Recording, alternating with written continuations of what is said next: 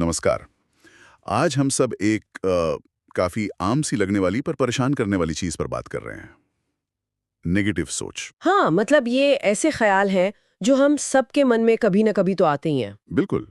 और हमारे पास ना एक से बड़े सीधे साधे तरीके से समझाता है कि बस पूरी तरह से वर्तमान पल में मौजूद रहना। हम्म। इससे होता क्या है कि मन थोड़ा शांत होता है और वो जो भविष्य की बेवजह चिंताएं या अतीत का बोझ है ना, वो कुछ कम महसूस होता है। सही कहा। और एक और दिलचस्प तरीका बताया है, अपने नेगेटिव विचारों को लिखना। सुनने में शायद थोड़ा अजीब लगे, पर कहते हैं ये काम करता है। हाँ, ये लिखने वाला तरीका ये वाकई में कारगर है। पता है क्यों? जब हम विचारों को कागज पर उतारते हैं ना, तो हम उन्हें एक तरह से अपने मन से बाहर निकाल पाते हैं। उनसे जैसे एक दूरी बना लेते हैं। अच्छा। फिर उन्हें ज्यादा तटस्थ होकर ऑब्जेक्टिवली देखना आसान हो जाता है। ओके। ये असल में ना सेल्फ अवेयरनेस मतलब आत्म जागरूकता बढ़ाने का एक बहुत शक्तिशाली अभ्यास है। आप अपने सोचने के पैटर्न को पहचानने लगते हैं। हाँ, ये तो है। और माइंडफुलनेस की जो बात आपने की उसका जादू इसी में है कि वो हमें क्या होगा या क्या हुआ था के चक्कर से निकालकर अभी क्या है पर फोकस कराता है। और शायद सोर्स ये भी बताता है कि इसके लिए घंटों नहीं चाहिए, रोज कुछ मिनट भी काफी हो सकते हैं। हाँ, व्यवहारिकता पर ही जोर है।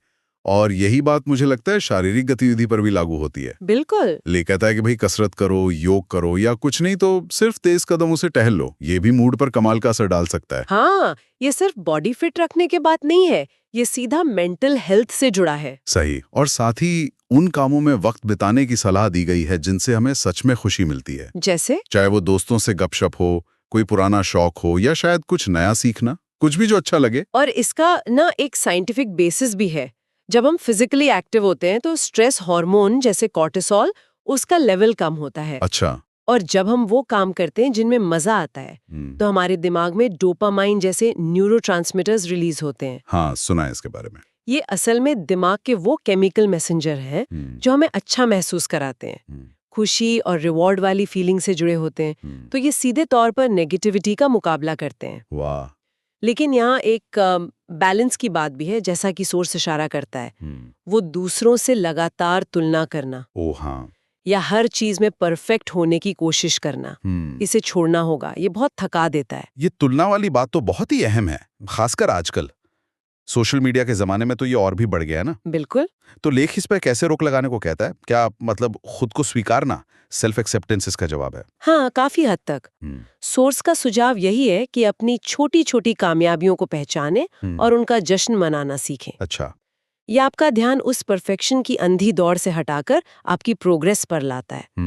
और आत्म स्वीकृति का मतलब ये नहीं कि खामियों को नजरअंदाज कर दें, बल्कि खुद के प्रति थोड़ी नरमी बरतना, ये समझना कि भाई हम सब इंसान हैं, गलतियां होती हैं। सही बात है। ये धीरे धीरे कॉन्फिडेंस को मजबूत करता है, बाहर की तारीफ पर निर्भरता कम करके। और माहौल की बात भी की गई है।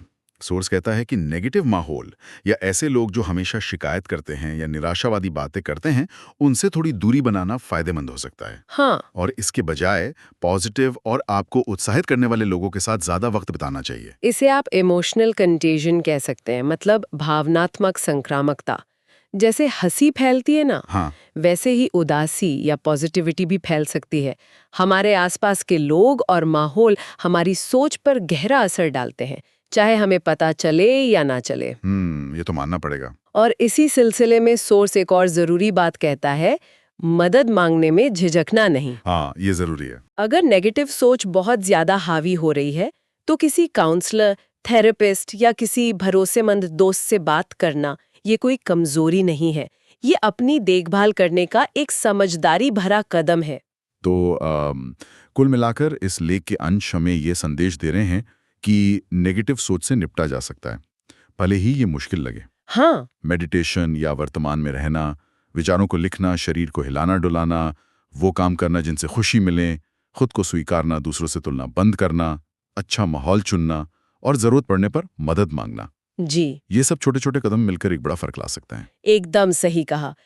ये कोई एक दिन का काम नहीं है, ये एक सतत प्रक्रिया है, एक जर्नी है। सही है। और यहाँ एक सोचने वाली बात ये निकलती है जिस पर शायद हमें और गौर करना चाहिए। क्या? कि क्या इन सभी तकनीकों को अपनाने से भी पहले अपने नेगेटिव विचारों के पैटर्न को ठीक से पहचानना और समझना जरूरी नहीं है?